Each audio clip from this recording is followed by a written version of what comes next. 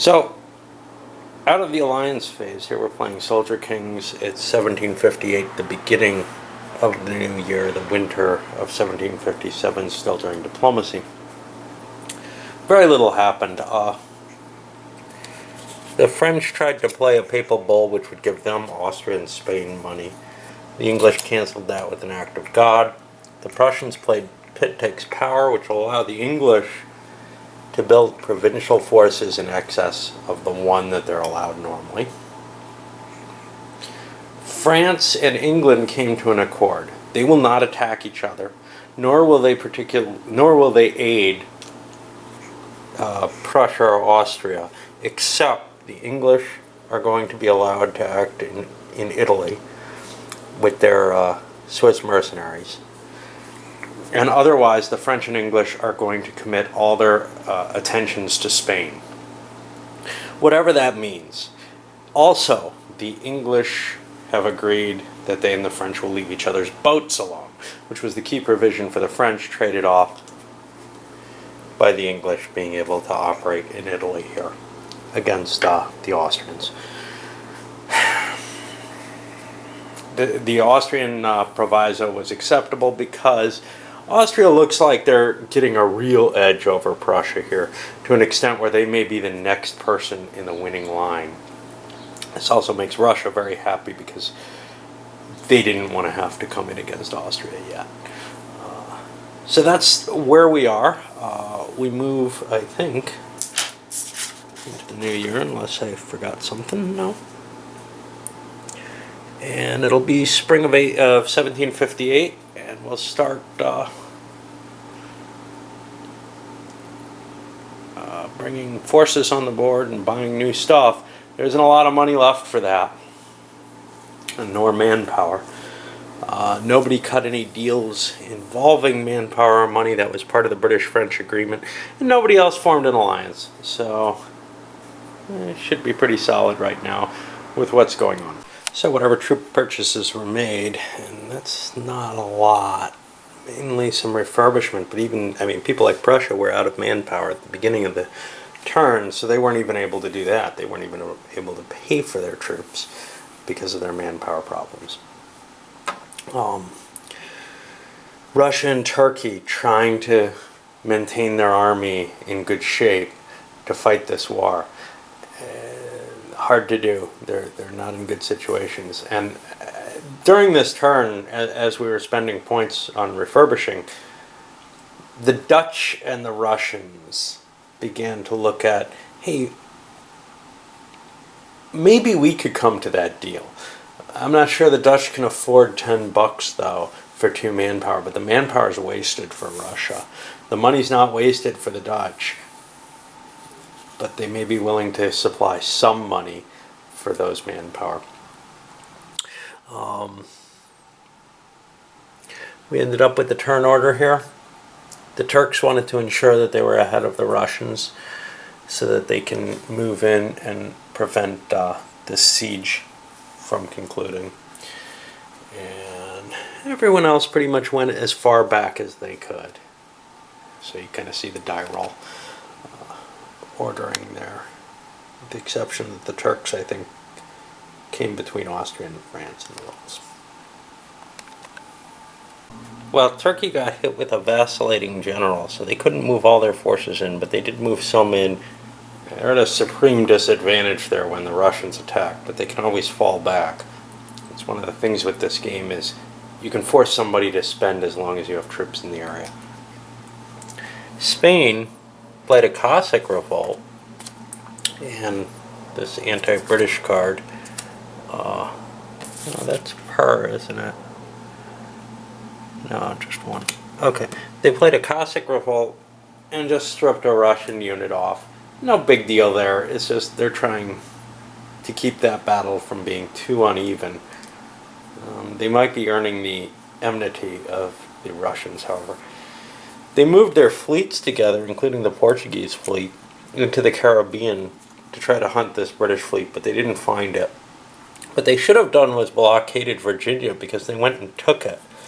And now they're at 12 victory points, only 3 from winning. But winning's not automatic. It happens only at the end of a year. The chances of Spain surviving a whole year at that or higher is pretty slim, I'd say. The Prussians merely gathered their forces to try to prevent the Austrian incursion from getting worse. They might be slightly better numerically. I think they had a couple points on the Austrians, but they have they don't have enough superiority to chance an attack, and they don't really have a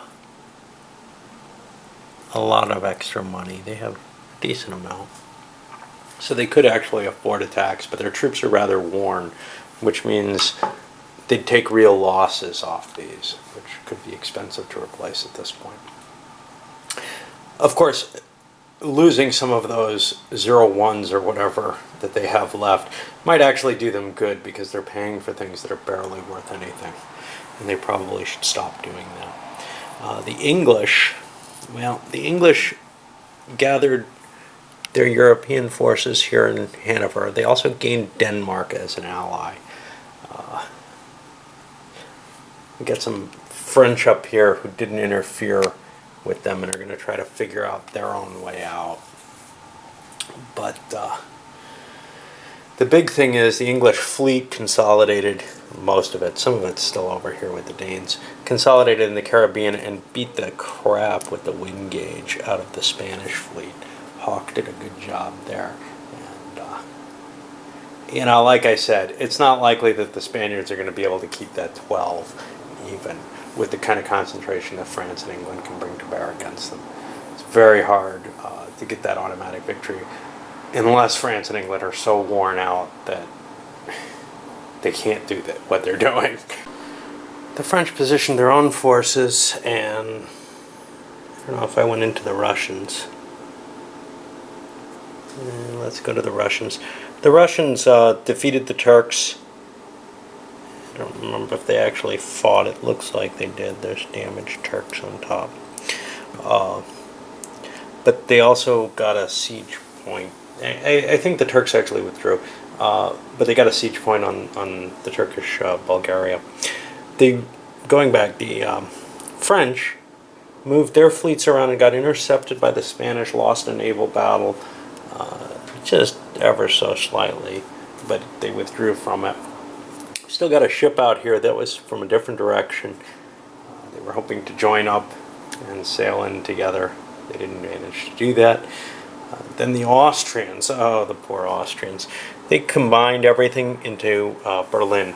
They played a troop revolt, causing one of the Prussian big units to retreat and take some attrition losses or whatever. But the Prussians played irregulars, which halves the strength of the Austrians. And they did this after the Austrians paid their attack, so they have to make a round of attack. At least that's how I'm playing it. The Austrians were at a disadvantage on this. They took fairly heavy losses, I believe 5-2 in casualties. And you'll see those casualties have fled into Warsaw and Silesia. But did I want to do this?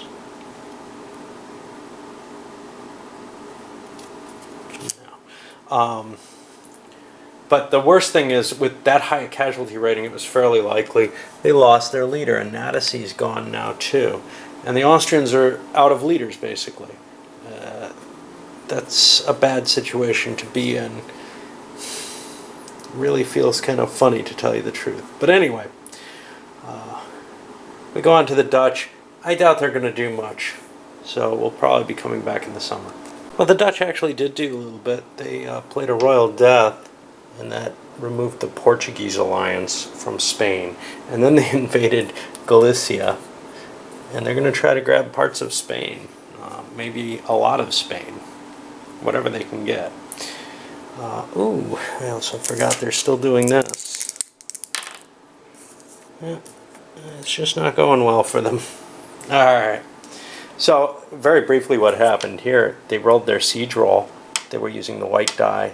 Sumatra was using the red die.